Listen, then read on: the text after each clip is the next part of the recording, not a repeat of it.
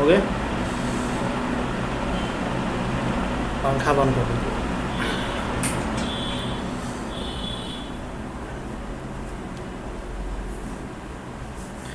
Hi friends, competition target class में आप सभी का स्वागत है। मैं अजीत कुमार। आज हम बात करने वाले हैं फिटर ट्रेड थ्योरी का फर्स्ट ईयर का एक प्रैक्टिस सेट लेके आए हैं। ये प्रैक्टिस सेट खास करके फर्स्ट ईयर का जो एग्ज़ाम हो रहा है, अभी टेस्ट एग्ज़ाम बंद है, तो जब शुरू होगा तो ये आपके लिए बहुत महत्वपूर्ण है। और ख़ास करके ये आईटी का जो भी मतलब छात्र कर रहे हैं फिटर हैं से, और एएलपी का जहाँ एग्ज़ाम होता है या सेल वेल जहाँ भी टेक्निकल का ज़रूरत होता है वहाँ पर इसका उपयोग ज़्यादा होता है। तो उसके मतलब ज़रूरत के हिसाब से ये सेट बनाया गया है। तो अपने दोस्तों को ज़रूर शेयर करें, और इसको पूरा करने के लिए अगर आप पूरा कोर्स करना चाहते हैं तो आराध्या एकेडमी जरूर डाउनलोड करें, क्योंकि वहाँ पे आपको पूरा कोर्स कराया जाएगा। ऐसे ये यूट्यूब पे 25 क्वेश्चन का लाइव क्लासेस रेगुलर चलेगा, जो कि कल से 5 बजे शाम से चलेगा। अभी तो 8 बजे चल रहा है, बट कल से 5 बजे शाम में आपको मतलब वीडियो ये मिलेगा लाइव क्लासेस। तो 5 बजे शाम में जुड़ना ना भूलें। और 4 बजे से वेल्डर का क्लास है, तो वहाँ भी जरूर आए, ठीक है। जो वेल्डर के छात्र हैं वो उनके लिए 4 बजे से क्लास शुरू किया गया है। तो चलिए आज का सेशन जो देखते हैं, इसमें 25 क्वेश्चन है। तो चलिए शुरुआत करते हैं। पहला क्वेश्चन हमारा क्या है? पहला क्वेश्चन कह रहा है कि सर्वाधिक अनुरक्षण किस अनुरक्षण के अंतर्गत आता है। देखिए ये एक चैप्टर है, अनुरक्षण चैप्टर से उससे एक क्वेश्चन लिया गया है। तो ये 4 ऑप्शन दिया गया है, ABCD इसमें हम नहीं लिखे हैं, बट 4 ऑप्शन है, इसी से हमको आंसर ले लेना है। पहला ऑप्शन दिया गया है निवारक, दूसरा है नियमित, तीसरा है अनियमित, और चौथा दुर्घटना जनित। तो इसका आंसर क्या हो जाएगा? इसका आंसर जो हो जाएगा बी नंबर ऑप्शन नियमित, ठीक है। यानी इसका बी आंसर हो जाएगा। सर्वाधिक अनुरक्षण जो है किस अनुरक्षण के अंतर्गत आता है? तो नियमित के अंतर्गत आता है ज्यादातर, ठीक है। चलिए सेकंड क्वेश्चन देखते हैं। देखिए ये 25 क्वेश्चन जो है, अगर आपको आता है तो चेक कीजिए कि 25 क्वेश्चन में हम कितना सही कर पाते हैं। और जितना सही कर पाते हैं वो आप जितना सही होता है उसका मतलब नंबर जरूर कमेंट में बताएं, जिससे हमको पता चल जाएगा कि आपका नॉलेज कितना है, और उस अनुसार से भी हम क्लास कराएंगे। अगर आप ऑनलाइन प्रैक्टिस सेट करना चाहते हैं, प्रैक्टिस सेट देना चाहते हैं, तो बिल्कुल फ्री आराध्या एकेडमी ऐप पर है, तो वहाँ पे भी जाइए और प्रैक्टिस सेट ऑनलाइन टेस्ट जरूर दीजिए, ठीक है। चलिए सेकेंड क्वेश्चन यहाँ दिखा रहा है कि कौन सा प्रक्रम संयोजन से संबंधित नहीं है। संयोजन मतलब क्या होता है? जोड़ होता है, ठीक है। पहला ऑप्शन कह रहा है सिधाई करना, यानी देखिए किसी भी कोई भी मतलब पाइप है या कोई रॉड है उसको सीधा करना संयोजन होता है। लेकिन देखिए क्वेश्चन में क्या कह रहा है कि संयोजन से संबंधित नहीं है। देखिए याद रखिएगा, क्वेश्चन जब भी आता है तो नहीं में बहुत सारे छात्र फंस जाता है। क्या होता है? क्वेश्चन पूरा पढ़ते नहीं है और है में टिक मार देते हैं, तो वो गलत हो जाएगा। क्वेश्चन बढ़िया से पढ़िए, ठीक है। कह रहा है कि कौन सा संयोजन का प्रकार नहीं है। तो पहला सिधाई करना है, ये संयोजन का प्रकार है। मोड़ना भी है जो संयोजन का प्रकार है। तोड़ना, देखिए तोड़ना का मतलब क्या है कि जब हम किसी रॉड को या कोई वायर को या कोई पाइप को जब तोड़ देते हैं तो अलग हो जाता है, तो वो संयोजन नहीं होता है, वो अलग करना यानी टूट जाता है। तो ये संयोजन का प्रकार नहीं है, यानी इसका आंसर क्या हो जाएगा? तोड़ना सी हो जाएगा, ठीक है। चलिए 3 नंबर क्वेश्चन देखते हैं। एसिटिलीन गैस में कौन से 2 तत्व होते हैं? क्वेश्चन कह रहा है कि एसिटिलीन गैस जो होता है उसमें 2 गैस होते हैं, कौन कौन से? कार्बन व हाइड्रोजन, ठीक है, पहले दिया है। दूसरा कैल्शियम व हाइड्रोजन, उसके बाद कैल्शियम और क्लोरीन, फिर कार्बन और क्लोरीन। देखिए एसिटिलीन में क्या क्या होता है? कार्बन और हाइड्रोजन का मिश्रण होता है एसिटिलीन, इसीलिए इसका आंसर क्या हो जाएगा? इसका आंसर ए हो जाएगा, ठीक है। कार्बन व हाइड्रोजन याद रखिएगा। 4 नंबर क्वेश्चन क्या कह रहा है वो देख लेना है। निम्नलिखित में से कौन सा एब्रोसिव पदार्थ नहीं है? मतलब कौन सा एब्रोसिव पदार्थ नहीं है? एब्रोसिव पदार्थ कौन सा नहीं है? पहला ऑप्शन है फेरस ऑक्साइड, उसके बाद aluminium oxide, silicon carbide, diamond. तो देखिए एल्युमिनियम ऑक्साइड, सिलिकॉन कार्बाइड और डायमंड, ये तीनों जो है ये फेरस एब्रोसिव पदार्थ है, लेकिन फेरस ऑक्साइड जो है ये एब्रोसिव पदार्थ नहीं है। तो हमारा आंसर क्या हो जाएगा? Ferrous oxide. चलिए नेक्स्ट क्वेश्चन देखते हैं। इसमें नेक्स्ट क्वेश्चन कह रहा है किसी चूड़ी की पीच अथवा थ्रेड प्रति इंच, देखिए थ्रेड को प्रति इंच ज्ञात करने के लिए, मतलब 1 इंच में कितना थ्रेड पाया जाता है, ये मतलब ज्ञात करने के लिए कौन सा इंस्ट्रूमेंट का प्रयोग करते हैं। तो पहला ऑप्शन यहाँ पे दे रखा है कि टूल गेज, दूसरा स्क्रू पिच गेज, तीसरा रिंग गेज और चौथा स्टूल रूल।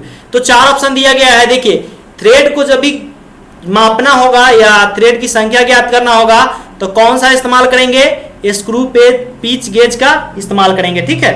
यानी स्क्रू पिच गेज एक इंस्ट्रूमेंट है, उसी का इस्तेमाल करेंगे। चलिए नेक्स्ट क्वेश्चन, हम 6 नंबर क्वेश्चन, देखिए कमेंट करते रहिएगा, क्या आंसर आ रहा है वो आप जरूर बताइएगा, ठीक है। चलिए 6 नंबर क्वेश्चन कह रहा है, 6 नंबर क्वेश्चन क्या कह रहा है, स्क्रैपर मशीन होता है, ठीक है। इसके एक स्टॉक मतलब यहां से यहां तक जाने में कितना लंबी सतह को स्क्रैप करना चाहिए, कम से कम। ऑप्शन दिया गया है, ऑप्शन भी देख लेते हैं, 20 mm, 15 mm, 10 mm, 25 mm। तो एक स्ट्रोक में कम से कम 15 mm को स्क्रैप करना चाहिए, यानी इसका आंसर क्या हो जाएगा, 15 mm, ठीक है। चलिए 7 नंबर क्वेश्चन देखते हैं। कह रहा है किस धातु पर वातावरण का दुष्प्रभाव सबसे कम होता है। पिछला एएलपी का ये क्वेश्चन है, ठीक है, बहुत वीवीआई क्वेश्चन है। यानी कौन सा धातु, 4 ऑप्शन में दिया गया है कि कौन सा धातु जो है वातावरण में दुष्प्रभाव सबसे कम होता है। तो एल्युमिनियम पहला ऑप्शन दिया गया है, एल्युमिनियम, पीतल, आयरन और तांबा।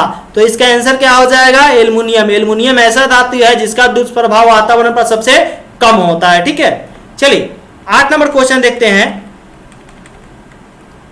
किसी उत्पादन में अधिकतम तथा न्यूनतम स्वीकृत साइजों के अंतर को क्या कहते हैं। अधिकतम का मतलब होता है, ध्यान से समझिए, ये एक बड़ा वृत्त हो गया, ये एक छोटा वृत्त हो गया।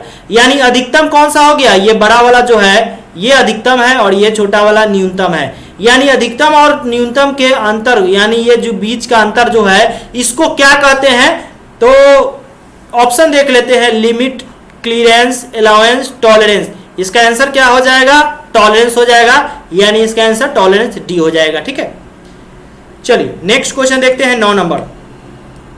9 नंबर क्वेश्चन कह रहा है 2 गेजों का सम्मिलित रूप कौन सा गेज है। 2 गेज, देखिए ऐसा गेज जिसमें 2 गेजों का सम्मिलित रूप हो उसे हम कौन सा गेज कहेंगे। ऑप्शन देख लेते हैं, gap gauge, radius gauge, filler gauge या इनमें से कोई नहीं। तो इसका आंसर क्या हो जाएगा, इसका आंसर हो जाएगा गैप गेज, ठीक है। चलिए 10 नंबर क्वेश्चन देखते हैं। 10 नंबर क्वेश्चन क्या कर रहा है, यदि माइक्रोमीटर का थिम्बल शून्य स्लिप पर बनी डेटम लाइन से आगे निकल जाता है तो यह त्रुटि क्या कहलाता है। क्वेश्चन ध्यान से समझिएगा, बहुत बढ़िया है।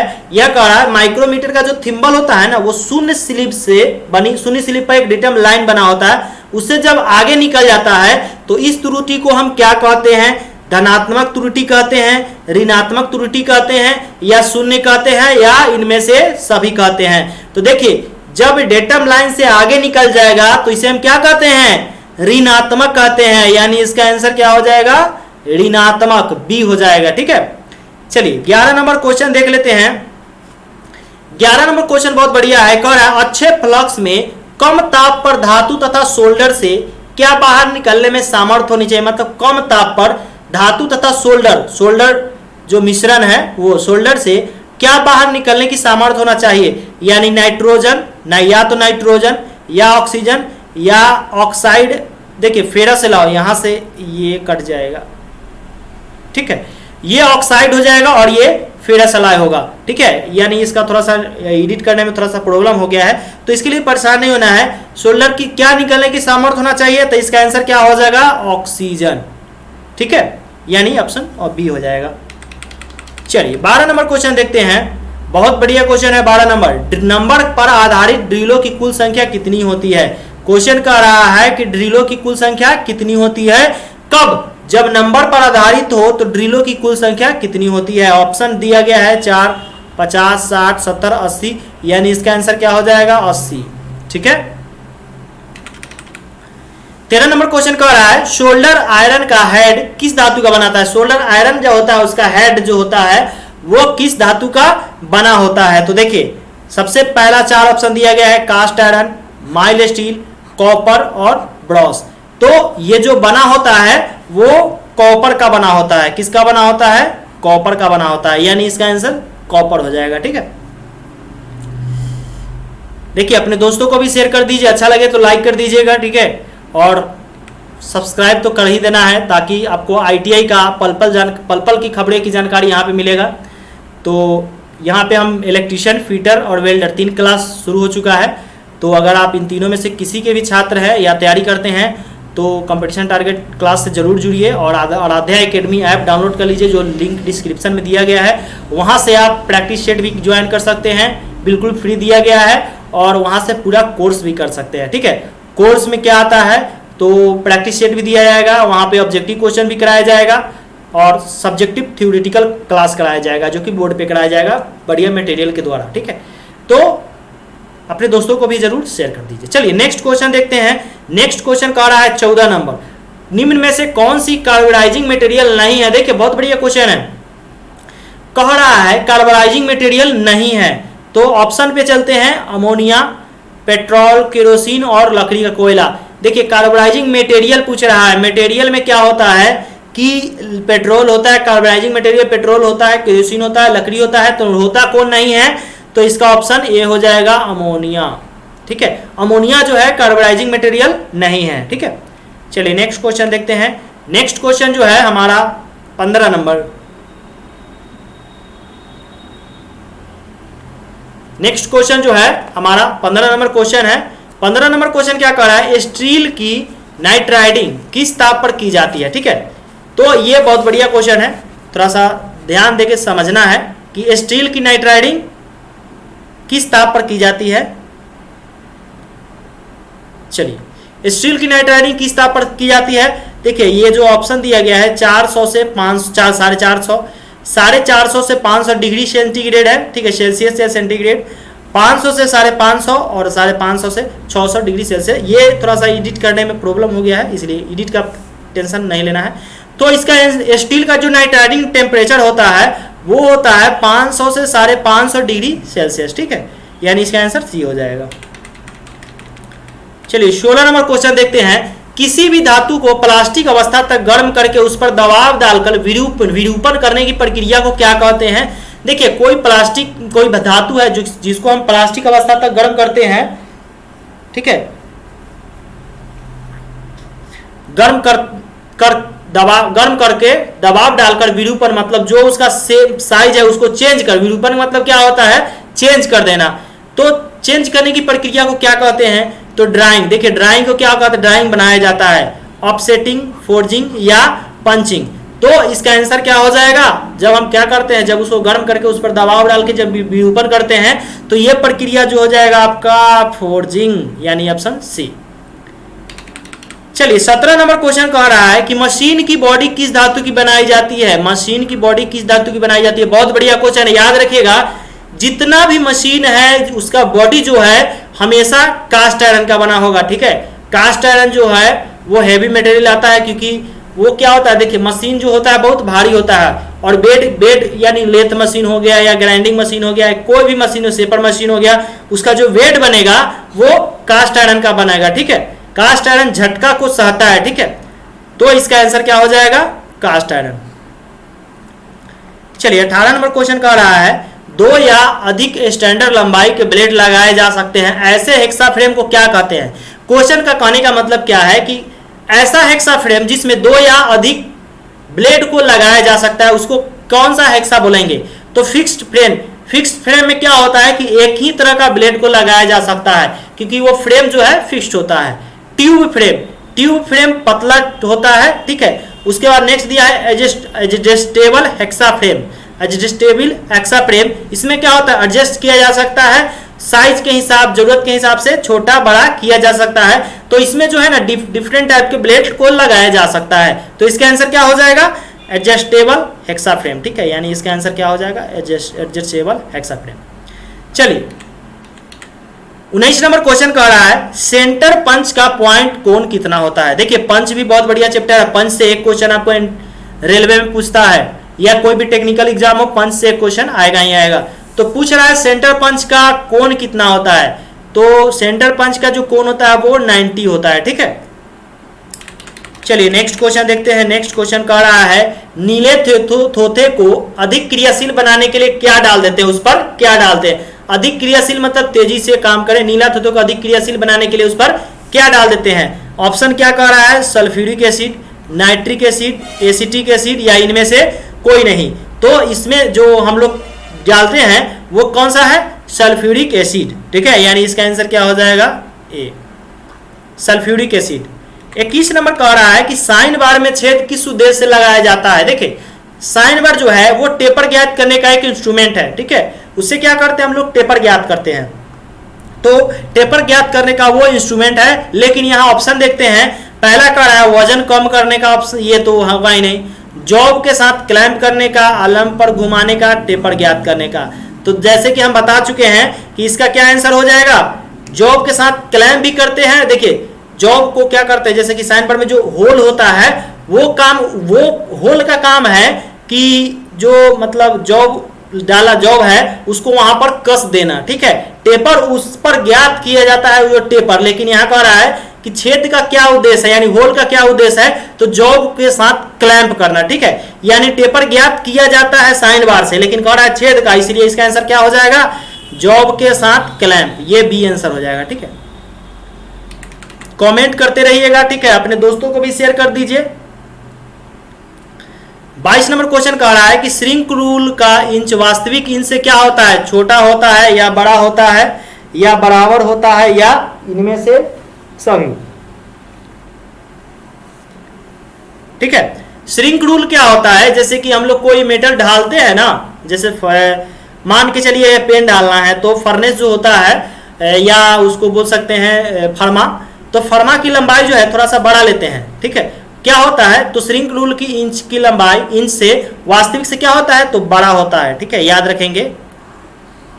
बड़ा इसलिए होता है कि मेटल को थोड़ा सा बड़ा लिखेंगे तो क्या होता है, मेटल ठंडा होने पर क्या होता है, वो सिकुड़ता है, इसलिए उसको बड़ा लिया जाता है। चलिए नेक्स्ट क्वेश्चन देखते हैं 23 नंबर। एफपीएस सिस्टम में भार की इकाई होती है, क्या होती है, एफपीएस सिस्टम में भार की इकाई क्या होती है, फुट पाउंड।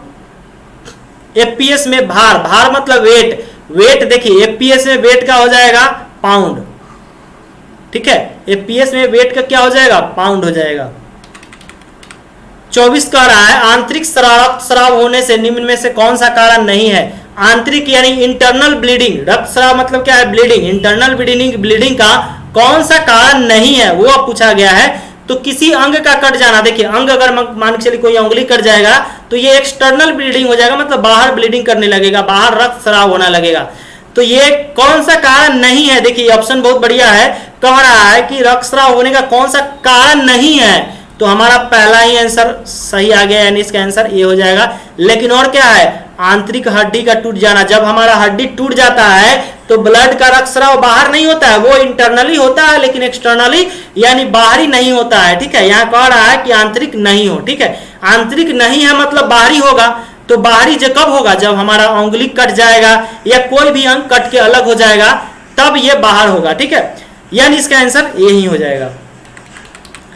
25 और इस सेशन का लास्ट क्वेश्चन है कि बेंच वाइज की स्पैंडिल किस धातु की बनाई जाती है, ठीक है, बेंच वाइज की जो स्पैंडिल जो बना होता है वो किस धातु का बना होता है, 4 ऑप्शन है, mild steel, cast iron, tool steel और ब्रॉन्ज।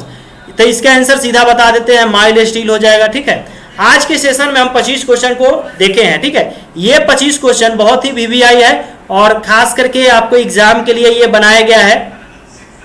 तो जितने भी छात्र हैं इस वीडियो को देख रहे हैं, अगर लाइक नहीं किए हैं तो लाइक कर दीजिए, अपने दोस्तों को भी शेयर कर दीजिए, और जो भी छात्र, जो आपके दोस्त हैं या कोई रिलेटिव है वो आईटीआई की तैयारी करते हैं या कोई टेक्निकल एग्जाम की तैयारी करते हैं तो उन्हें बताइए कि यहाँ पे टेक्निकल क्लास शुरू हो चुका है, क्योंकि अभी लॉकडाउन अप्रॉक्स से 2-3 महीने तक क्लास खुलने का चांस नहीं है, ठीक है। तो 2-3 महीने क्लास नहीं खुलेंगे तो क्लास कैसे होगा, तो यहाँ पर आप आराध्या एकेडमी के द्वारा ऑनलाइन क्लास बिल्कुल कर सकते हैं। वहां पे प्रैक्टिस सेट एक फीटर का दिया गया है, बिल्कुल फ्री, जाके वहां पे ज्वाइन कीजिए। 40 क्वेश्चन है, उसमें से आप कितना स्कोर कर पा रहे हैं वो कमेंट में बताइए, और आज जो हम 25 क्वेश्चन कराए हैं इसका भी बताइए कमेंट में कि कितना है। और इसी तरह से 5 बजे डेली 5 बजे शाम में लाइव क्लासेस चलेगा, वहां पे भी आइए फीटर का, और 4 बजे से वेल्डर का क्लास है तो वहां पे आइए और ज्वाइन कीजिए, ठीक है। तो आज के सेशन को हम यही खत्म करते हैं, मिलेंगे फिर नेक्स्ट क्लास में, अभी के लिए इतना ही, धन्यवाद।